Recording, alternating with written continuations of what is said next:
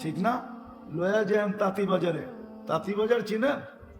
ঢাকা শহরের তাঁতি বাজার, ওইখানে লয়া যান, দেখবেন কিনবে, 2-3 জনে কারাকারিও করবে, বলবে আমার কাছে ব্যাচ, ও বলবে আমার কাছে ব্যাচ। কেন? এটি কয়েন হয়ে গেছে, এখন কয়েনের দাম অনেক।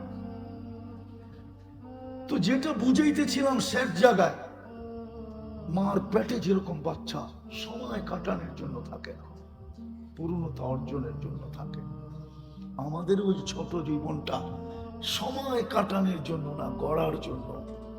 যে করা যাবে, মার পেটের থেকে আসলে যেরকম পূর্ণতা নেওয়া যায় না, দুনিয়ার থেকে আউট হয়ে গেলে আর করা যায় না।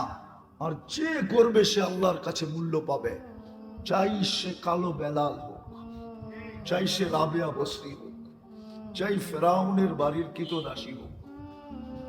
ফেরাউনের বাড়ির কৃতদাসীর কবর থেকে এখনো সুগ্রাণ বাহির হয়, আমারই নাকে গ্রাণ আছে,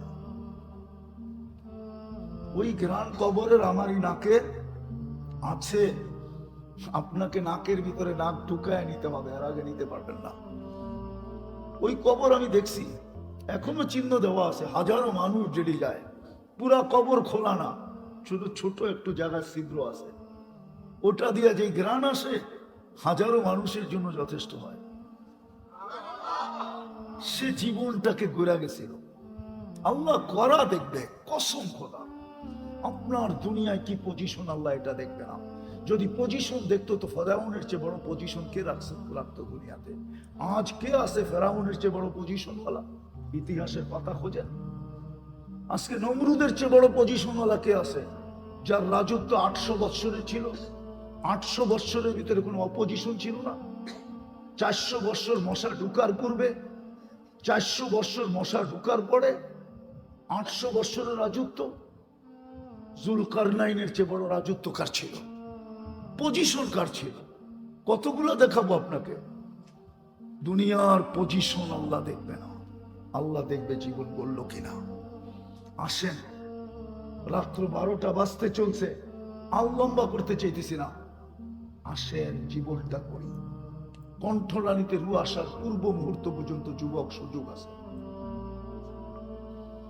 সুযোগ আছে, সুযোগ।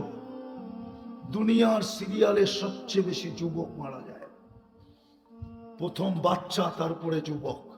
বাচ্চা তো নিষ্পাপই চলে যায়, কিন্তু যুবক দ্বিতীয় নম্বরে, তৃতীয় নম্বরে দুনিয়াতে বৃদ্ধ মারা যায়। ডেলি 6 লক্ষর মতো লোক উঠা যায়, দ্বিতীয় সিরিয়ালে যুবক।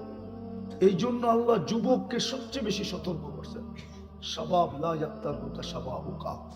যুবক যৌবন যেন তোকে বিমুখ না করে, উদাসীন না করে, তোর পিছে আইসা যেন দ্বিতীয় চিৎকার দিতে না হয়, মা গাররাকা বিরাব্বিকাল কারীম। এই চিৎকার যেন না দিতে হয় যে তোকে আল্লাহর থেকে বিমুখ কে করলো। যৌবনের চেয়ে বড় দামি জিনিস তোকে কে দিতে পারে? না কলিকাতা হারবাল দিতে পারে, না মডার্ন হারবাল দিতে পারে, না আমেরিকান হারবাল দিতে পারে, না চাইনিজ হারবাল দিতে পারে। আমি তো দুনিয়া করতে করতে দেখলাম কোনো হারবালে তো নাই। যৌবন তো আল্লাহই দিতে পারে। যৌবন যদি না থাকে তাহলে তো তৃতীয় লিঙ্গ হয়, লিঙ্গহীন হয়। যার কাছে যৌবন নাই ও লিঙ্গহীন, ও লিঙ্গই নাই। যুবককে তো আল্লাহ সতর্ক করে, যুবক দ্বিতীয় চিৎকার যেন না দিতে হয় তোর পিছে, মা গাররাকা বিরাব্বিকাল কারীম। তোকে আল্লাহর থেকে বিমুখ কে করলো? ওই দয়ালু আল্লাহ যে 24 ঘন্টা তোকে যৌবনের তরঙ্গে রাখতেছে। তারপরেও যদি যুবক না বোঝে, তা আল্লাহ তৃতীয় চিৎকার দেন, কুতিলাল ইনসানু মা আকফারা। মানুষ তোর চেয়ে বড় বাধা কেউ নাই, যুবক তোর চেয়ে বড় হতভাগা কেউ নাই। চতুর্থ একটা পর্ব আসে যেটাকে আল্লাহ বুঝাইতে চাইছেন, কাম্মিন সব সাবাকা কাইলাল মাউত। কত লোক যুবককেই তো আমরা যৌবন অবস্থায় কবরের কোলে শোয়া দিলাম, ইচ্ছা করলে তোকেও শোয়া দিতে পারি। দেখো না আজকের চিত্র, দেখো, তোমরা তো নেট ভালো দেখো, ঠিক না? ট্রাক দাঁড়ানো আছে, ট্রাক তো আর কোনো পিঁপড়ার মতো ছোট না, ঠিক না? পিঁপড়ার মতো ছোট না, ব্যানের মতো ছোট। এত বড় ট্রাক ও চোখে দেখলো না, দাঁড়ানো ট্রাক পিছের থেকে মেরা দিল, আর জাগারটা জায়গায় মেরে গেল। কি দেখো না আজকে, তাও তো টুল করে। আল্লাহ যুবকদেরকে সতর্ক করতেছেন, আমাদেরকেও সতর্ক করতেছেন, লা তাফরাহ বিদুনিয়াইকা। দুনিয়া মিলা গেল বিদায়, বিমুখ হয়ে যায় আমরা। দুনিয়া মিলা গেল বিদায়, দুনিয়া মিলা গেল বিদায়। ভালো ভালো কাপড় মিলল, থাকার মতো বাংলো মিলল, চলার মতো গাড়ি মিলল, চলার জন্য ফ্যাক্টরি মিলল, চলার জন্য পদ মিলল, বড় বড় কিছু তোমার মিলা গেল, বিদায় তুমি মাতাল হয়ে যাও না। ফাইন্নাকা গায়রা মুখাল্লাদ, এখানে সেভ করে রাখো, চোখের সামনে টানায় রাখো যে তুমি চিরঞ্জীব না। আজকে সূর্য নসিম দিতে বলতে বলতে ঢুকছে, লান আউদ ফি হায়াতিকা আবাদা। হতে পারে নসিমদের মানুষ কাল সকালে আমাকে একজনও উঠতে দেখবে না। আমি উঠবো, কিন্তু তুমি উঠতে দেখবে না, কেননা রাতের ভিতরে তুমি চলে যাবে। আমি চিনি এরকম এলাকা। নরসিংদী তো একটা ছোট এলাকা, বাংলাদেশটাই একটা ছোট। দুনিয়ার ম্যাপের ভিতরে দেখলে জুম করে দেখতে হয়, বড় করে দেখতে হয়। আমার মতো চোখ আলা হইলে, আধা আন্দা হইলে ও তো দেখবেই না চশমা ছাড়া। বাংলাদেশের মানচিত্রে, দুনিয়ার মানচিত্রে বাংলাদেশটা বহুত ছোট, জুম করে দেখতে হয়, বড় করে। একটা দেশ, ওর ভিতরে বলে বিভাগ বলে 7টা না 8টা, ওর ভিতরে আবার জেলা, বড় ছোট। এর চেয়ে বড় 10 গুণ বড় এলাকা আমি চোখে দেখছি, রাত্রের ভিতরে মাটিতে মিশায় আছে। দুনিয়ায় রাখা আছে। যান যান ডেড সি দেখা আসেন, যান, আমি দেখা আসছি, আপনারা দেখা আসেন। জর্ডানে রাখা আছে ডেড সি, দেখা আসেন। জর্ডানে রাখা আছে কমে লুটকে, যেখানে এক রাত্রে মাটিতে শোয়ায় দিছে। যান কমে আটকে যাদেরকে শোয়ায় দিছে, এখনো রাখা আছে ইয়ামান আর সৌদির বর্ডারে। আমি দেখা আসছি, যান দেখা আসেন।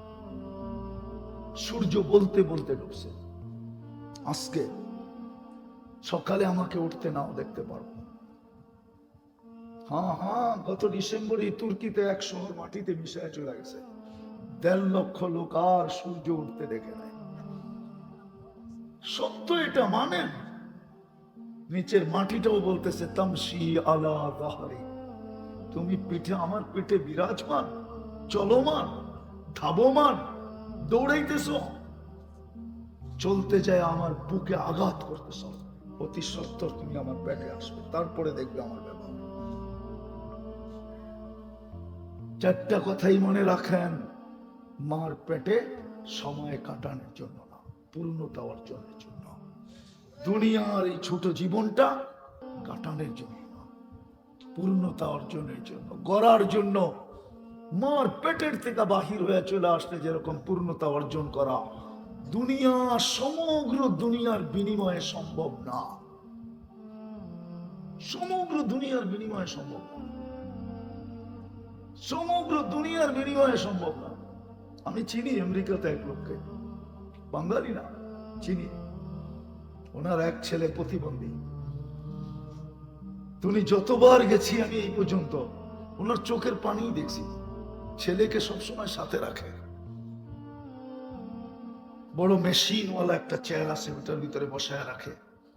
আবার বাবার সবকিছু বাবা করে, ঘরে থাকলে নাকি মা করে। একবারও আমি দেখি না ওনার চোখের পানি শুকাইতে। সারাদিন দেখি চোখের পানি। টাকার পাহাড়, টাকা না ডলারের পাহাড়, ডলারের পাহাড় ওর কাছে, ডলারের পাহাড়। কিন্তু প্রতিবন্ধী আল্লাহ দিয়া দিছে, কি করবে? আমেরিকার মতো জায়গায় যদি পারতো, তাহলে ওর টাকার পাহাড়, ডলারের পাহাড় দিয়া বলতো আমার কলিজার টুকরাকে ঠিক করে দে, যাও। সম্ভব না। এইখান থেকে বাহির হয়ে গেল জীবন করা যাবে না। কিন্তু লাতুসআলুন্না আনিন নাঈম, প্রশ্ন থেকে যাবে। আমরা জীবন দিছিলাম করার জন্য, গোরা কেন আসয় বলো? জবাব দাও। হতে পারে ওই জবাব দিতে যায় 50,000 বৎসর দাঁড়াইতে হইতে পারে। লা ইয়াসাল কদম আব্দ। আজকে সুযোগ আছে, কণ্ঠনালীতে রু আসার পূর্ব মুহূর্ত পর্যন্ত সুযোগ আছে। আমাদের কথা মানেন, কাজে দিবেন, উড়াইয়া দিয়েন না। যে মোল্লা নাচাইতে আনছি নাইচা চলে যাবে। না না, এটা ভাইবেন না, এটা ভাইবেন না যে মোল্লা আনছি ওয়াজ করার জন্য, ওয়াজ করে চলে যাবে। এটা আবার বাড়িতে নিমু কেন?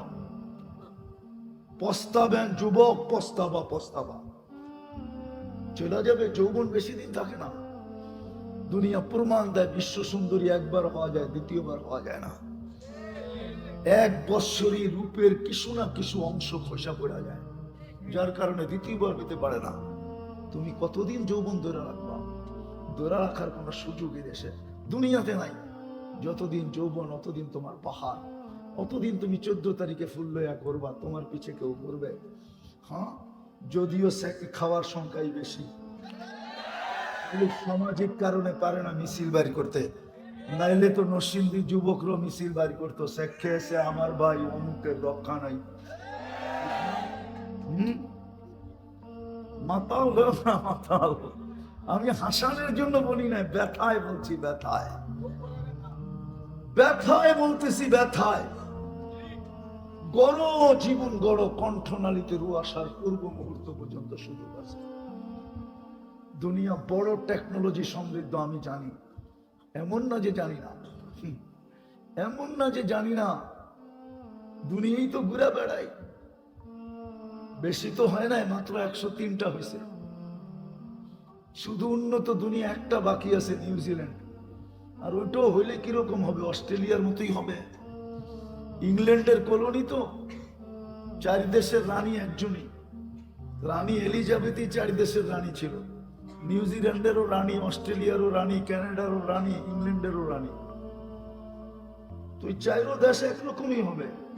তারপরও ইচ্ছা আছে যাওয়ার, একটু দেখা আসুন। অচিরেই যাবো ইনশাআল্লাহ।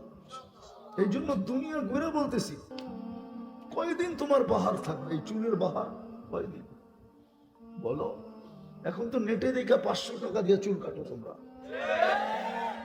ঈদের সময় তো 1000 টাকা দিয়ে কাটে। তোমাদের চুলের টাকা তো ডিজাইন দেখার পরে সিদ্ধান্ত হয়। তোমাদের মোবাইলে যখন ডিজাইন নিয়ে যাও, স্ক্রিনশট দিয়া সেলুনালায় দেখা পরে একটা পানি খায়, তারপরে একটা ডুব গিলে, তারপরে কয় 600 টাকা। আর তোমরা বলো টাকার প্রশ্ন না, ডিজাইন হওয়া চাই।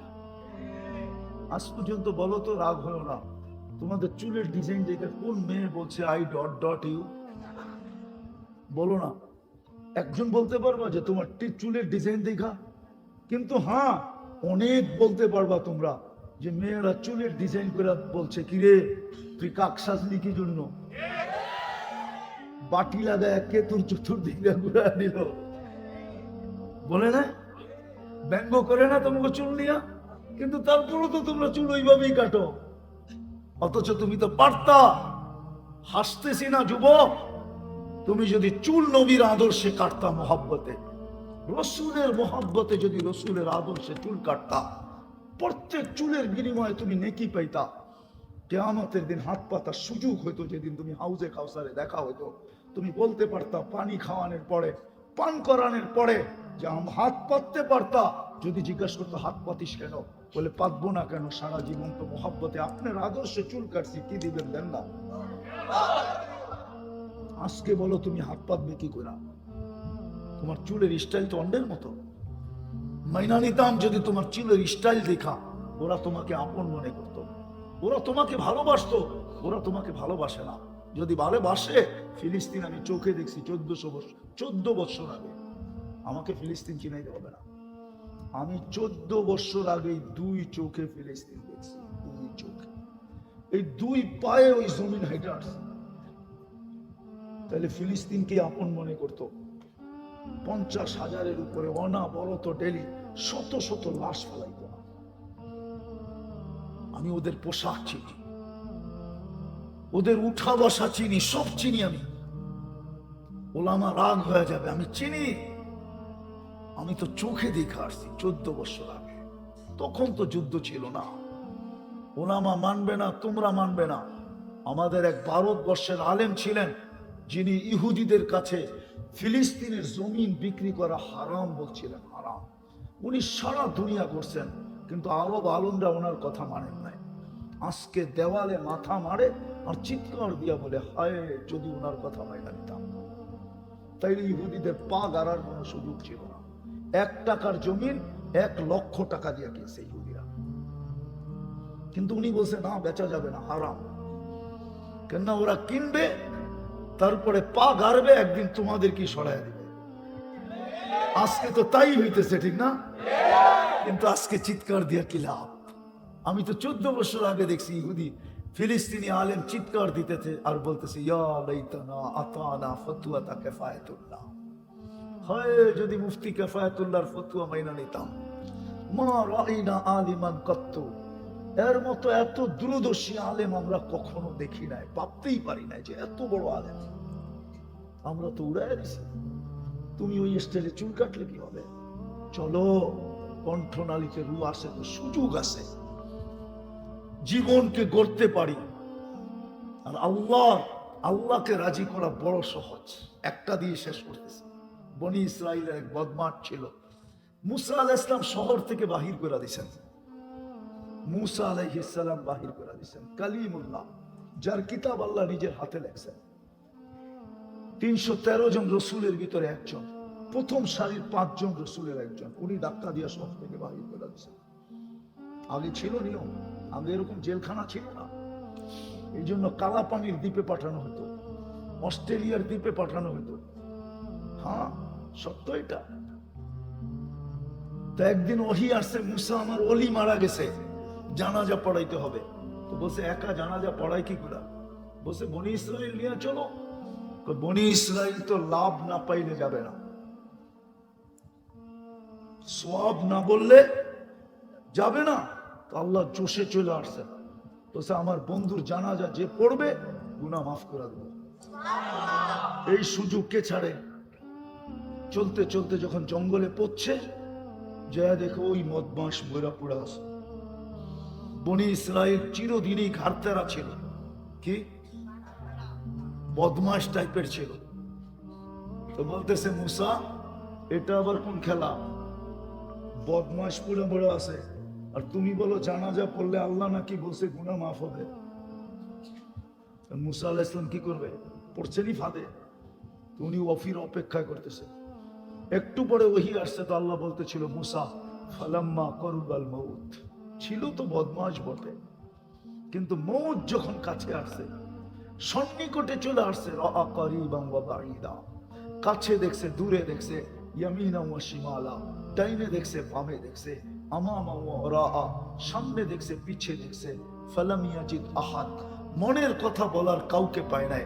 ফালাম্মা রাআল উফুক, যখন উপরের দিকে তাকাইছে, আর একটা চিৎকার দিছে, ইয়া মান লা তাদুররুহু যুনুব, ও আল্লাহ, গুনাহ যার কোনো ক্ষতি সাধিত হয় না, ওয়ালা তানকুসুহুল মাগফিরা, মাফ করলে যার ভান্ডারে কমে না, ফাআরা আমুতু ফরিদান ওয়াহিদা, তাকায় দেখ আমি একা একা জঙ্গলে পোড়া মরতেছি। ওয়া আনতা কুলতা আনতাল গফুরুর রহিম, আপনি বলতেছেন আপনি গফুরুর রহিম, আমাকে যদি মাফ না করেন তো আপনি গফুরুর রহিম হয়ে আমার লাভ হইল তো হইল কি? আল্লাহ বলে, মুসা বনি ইসরাইলকে জিজ্ঞাসা কর, আমি কি করব, কি জবাব দিব? তো বনি ইসরাইলকে জিজ্ঞাসা করছেন, বনি ইসরাইল বলতেছে, সাদাক্তা ইয়া রাব্বি, আপনার সিদ্ধান্তই সঠিক, আপনি মাফ করে দিয়েছেন, এটাই সঠিক। আল্লাহ আমাদেরকে বুঝাইছে, আল্লাহকে রাজি করা বড় সহজ। এই জন্য আসেন আজকে তওবা করি। পারবেন? কে কে পারবেন দেখি? আল্লাহ কিন্তু আমাদের দুনিয়ার আকাশে এখন ডাকতেছে, কে মাপ চাবি, আমি মাফ করে দেব। তাহলে বলেন, আল্লাহ অতীত থেকে মাপ চাইতেছে, অতীত গুনাহ থেকে মাপ চাইতেছি। বলেন বলেন, অতীত গুনাহ থেকে মাপ চাইতেছি। মনের থেকে বলেন, আল্লাহ অতীত গুনাহ থেকে মাপ চাইতেছি, আপনি আমাদের গুনাহ মাফ করে দেন, আমাদের তওবা কবুল করে নেন। রহমান, যদি মনের থেকে চায়া থাকো যুবক, আমরা যদি মনের থেকে চায়া থাকি, রব্বে কাবার কসম, গুনাহ মাফ আজকের থেকে নিষ্পাপ। আর একটা জিনিস যদি মউত পর্যন্ত ধরে রাখতে পারি, শুধু একটা জিনিস যদি মউত পর্যন্ত ধরে রাখতে পারি, তো গুনাহ আসবে বটে, হবে বটে, কিন্তু আমার আমল নামায় টিকবে না, মুছা যাবে। পারবেন? হ্যাঁ, মনের থেকে বলতেছেন তো? যুবকরা কি বলে? পাক্কা আজকের থেকে নামাজ ছাড়ো, পাক্কা ওয়াদা, বিলকুল নামাও। যুবক যা মনে চায় করো, আমার কোনো আপত্তি নেই, কারণ আমি তোমার উপরে দারোগা হয়ে আসি না। লাস্তা আলাইহিম বিমুসাইতির। কোরআন বলে নবীজি আপনাকে দারোগা বানায় পাঠাই নেন, আমিও দারোগা হয়ে তোমাদের উপরে আসি না। কিন্তু একটা কথা পায়ে হাত দিয়া বলবো, যদি কিতাবে লেখা না থাকতো না এলে তোমাকে আমি এত বলতাম না। পায়ে হাত দিয়া বলবো, নামাজ কোনদিন ছেড়ে পারবা? পারবা? কেননা নামাজির মতো অকৃতজ্ঞ আল্লাহর কাছে কেউ নাই, নামাজির মতো নিমক হারাম আল্লাহর কাছে কেউ নাই, নামাজির মতো কপাল পোড়া আল্লাহর কাছে কেউ নাই, নামাজির মতো অকৃতজ্ঞ কেউ নাই, নামাজির মতো নিকৃষ্ট কেউ নাই। তাইলে আব্দুল কাদের জিলানী রহমতুল্লাহ আলাইহি লিখতেন না, শুকর সকালবেলা ঘুমের থেকে উঠা বলে প্রথম দৃষ্টিটা যেন কোনো বেনবাজির উপরে না পড়ে। আর এটা কেন জানেন? নামাজের জন্য কে ডাকে? কে ডাকে? ডাইরেক্ট আল্লাহ ডাকতেছে। কোন আল্লাহ? এক পদের মালিক? শুধু আল্লাহ তো ডাকে না, রহমান ডাকে, রহিম ডাকে, মালিক ডাকে, কুদ্দুস ডাকে, সালাম ডাকে, মুমিন ডাকে, মুহাইমিন ডাকে, আজিজ ডাকে, জব্বারুল মুতাকাব্বিরুল খালিকুল বারিকুল মুসাব্বিরুল গফফারুল কহারুল ওয়াহাবুর রাজ্জাকুল ফাত্তাহুল আলিমুল কাবিদুল বাসিতুল খাফিদুল রাফিউল মুইসুল মুদিল্লুস সামিউল বাসিরুল হাকামুল আদলুল লতীফুল খবীরুল হালিমুল আযীমুল গফুরুশ শাকুরুল আলিমুল কবীরুল হাফিজুল মুকিতুল হাসিবুল জলিলুল করিমুল রকিবুল মুজিবুল ওয়াসি আল হাকিমুল ওয়াদুদুল মজিদুল বাঈতুস শহীদুল আব্বুল ওয়াকিলুল কবিয়ুল মতিনুল ওয়ালিউল হামিদুল মুসি আল মুবদি আল মুঈদ আল মুখি আল মুমিত আল হাইয়্যু আল কাইয়্যুম আল ওয়াজিদ আল মাজিদ আল ওয়াহিদ আল আহাদ আল সামাদ আল কাদির المقتدر المقدم المؤخر الأول والآخر الظاهر والباطن الوالي المتوالي البر التواب المنتقم العفو الرؤوف مالك الملك ذا الجلال والإكرام المقسط والجامع والغني والمغني المانع الضار النافع النور الهادي البديع والباقي الوارث والرشيد الصبور جل جلاله 99 পদের মালিক আল্লাহ ডাকে আল্লাহ। এই জন্যই যে নামাজ পড়ে না ওর চেয়ে বড় নিমক হারাম কেউ নাই, ওর চেয়ে বড় অকৃতজ্ঞ কেউ নাই, ওর চেয়ে বড় কপাল পোড়া কেউ নাই, ওর চেয়ে বড় হতভাগা কেউ নাই, ওর চেয়ে বড় শুকরের চোখে নিষ্কৃষ্ট কেউ নাই। আপনি মনে করেন মালিক ডেলি 5 বার ডাকলো আর আপনি বৃদ্ধাঙ্গুল দেখাইলেন, আপনার চাকরি থাকবে? এরকম মালিক আমাকে দেখান, এরকম মালিক আমাকে দেখান। তারপরও তো আল্লাহ পালতেছে। এই জন্য পায়ে হাত দিয়া নামাজ ছেড়ে। আল্লাহ আমাদের সবাইকে আমল করার তৌফিক দান করেন। ওমা আলাইনা ইল্লাল বালাগ। সর্বশেষ একটা কথা বলবো, এটা মাদ্রাসার দিকে তাকায় না, ফিলিস্তিনের দিকে তাকায়। আমরা জানি আমাদের দিলটা কত ব্যথিত, কেননা ফিলিস্তিনের মানুষগুলা নেটে আসছে, নেটে শীতের সিজন আমাদের দেশে শুরু হয়ে গেছে, ওদের দেশেও শুরু হয়েছে শীতের, ওদের দেশেও শুরু হয়েছে শীতের সিজন। আমার কথা শুনবেন, শুনবেন, অসুবিধা হবে না, আমার লাউড স্পিকারও লম্বা কম না, আপনারা ধ্যান দিয়া শুনেন, শুনবেন। ওরা নেট দিয়া লাশ দাফন করতে করতে আমরা কম্বল শূন্য হয়ে যেতেছি, কম্বল শূন্য। তোমরা কাফনের কাপড় পাঠাও, খাওয়া না পাঠাও, কাফনের কাপড় পাঠাও, নাইলে যারা বাইচা আসি শীতের সময় কম্বলের অভাবে আমরা এমনি মরে যাব। আমরা কিচ্ছু করতে পারতেছি না। 7 সমুদ্র 13 নদীর ওই পারে হওয়ার বিদায় আমরা করা উচিত ছিল ডেলি 2 রাকাত সালাতুল হাজত ওদের জন্য পড়া দরকার ছিল। এটা নবীর শিক্ষা ছিল। এটা যদি নাও পারি তার একটা নবীর শিক্ষা ছিল, তুমি ওদের নামে 2 টাকা সদকা করো। কয় টাকা? হ্যাঁ, আল্লাহ রসুলের হুকুম, আর সদকা তো তারুদ্দুল বালা, সদকা বিপদকে দূরীভূত করে। আর যুবকদের একটা ডায়লগ আছে, মারমু এইখানে পড়বো এইখানে। আমরা যদি এইখানে সদকা দেই এটার প্রভাব যায় ইসরায়েলের উপরে পড়বে, যদি আমাদের সদকা কবুল হয়ে থাকে। বিদায় আমি আপনাদের কাছে অনুরোধ করব, আজকের থেকে 2 টাকা সদকা দেওয়ায় অভ্যস্ত হন। দিবেন? কে কে দিবেন? 2 টাকা, বেশি না। নামান নামান নামান। চলেন আমরা উত্তম জায়গার থেকে যাত্রা শুরু করি। উত্তম সময় মানুষ যাত্রা শুরু করে, কোরআনী মাহফিল থেকে আমরা এই সৎকার যাত্রা শুরু করি।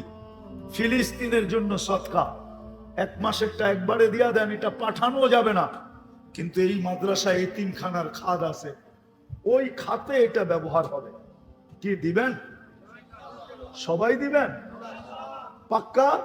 পাঠান। ওই সময় কিন্তু আমরা হাত তুললাম, বেশি কিছু চাবো না মালিক। অনেক দিতেছেন, অনেক দিছেন, অনেক যতদিন বেঁচে থাকি দিব।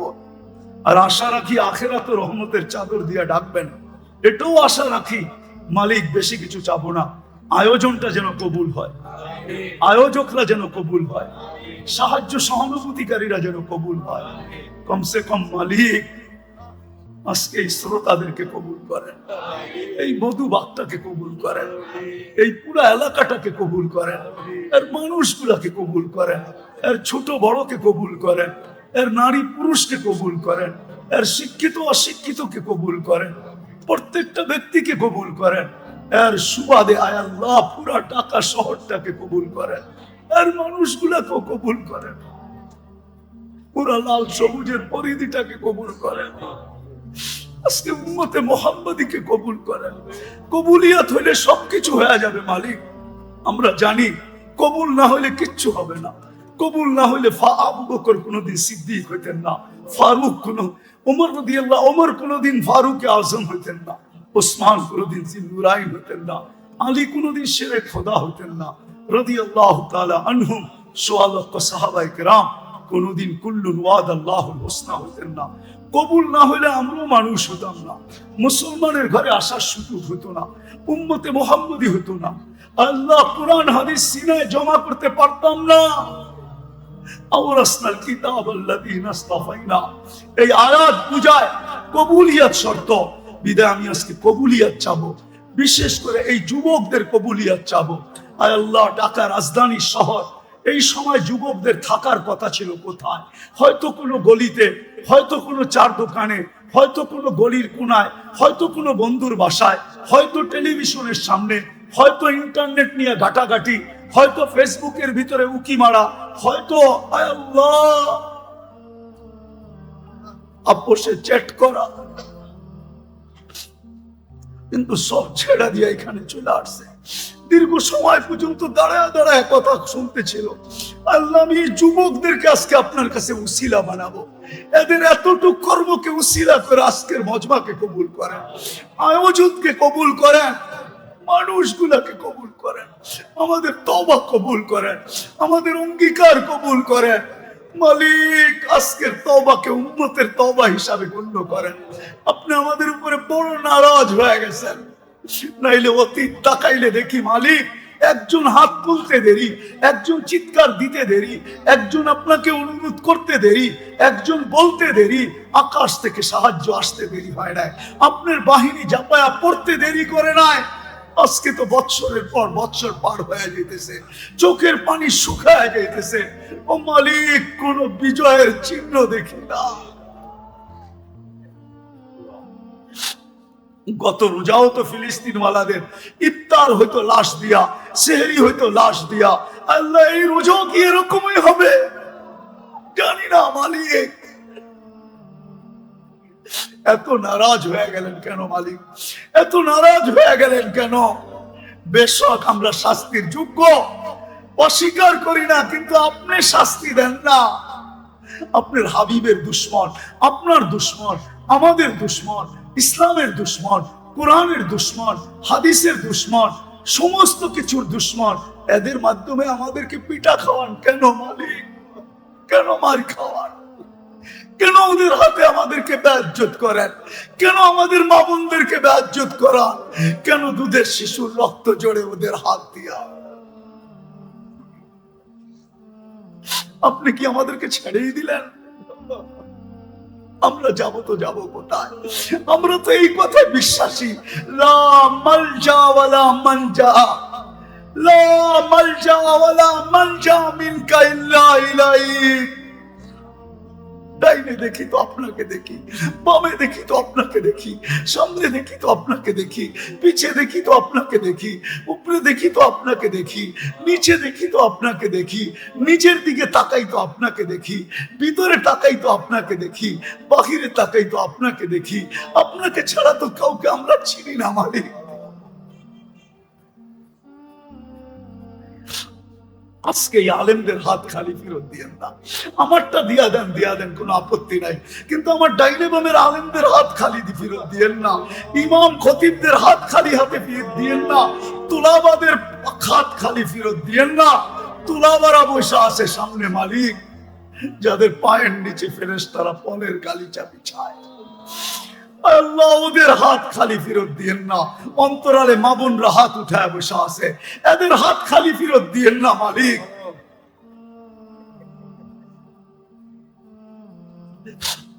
আল্লাহ, পেরেশানি যার যতই আছে দূর করে দেন, প্রয়োজন আছে মিটায়া দেন, অসুস্থ আছে শেফায়ে কামেলা আজেলা দাইমা মুস্তামিররা নসিব করেন।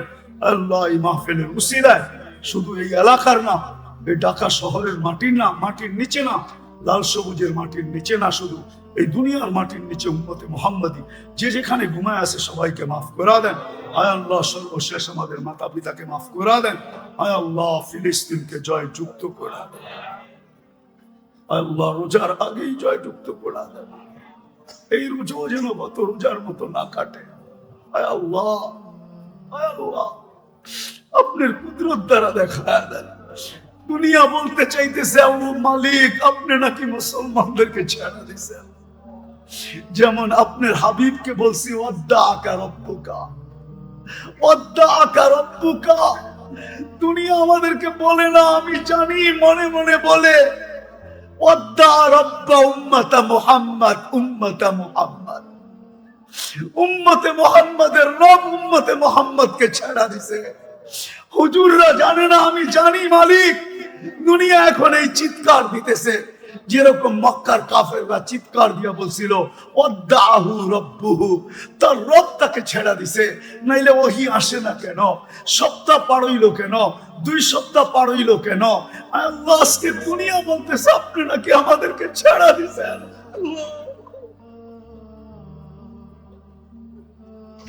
একটু দুনিয়াকে দেখায়া দেন, আপনি আমাদেরকে ছাড়েন নাই, আপনি আমাদেরকে ছাড়েন নাই, আপনি আমাদেরকে ছাড়েন নাই। আপনি আমাদেরকে এখনো ভালোবাসেন, আপনি আমাদেরকে এখনো মহব্বত করেন।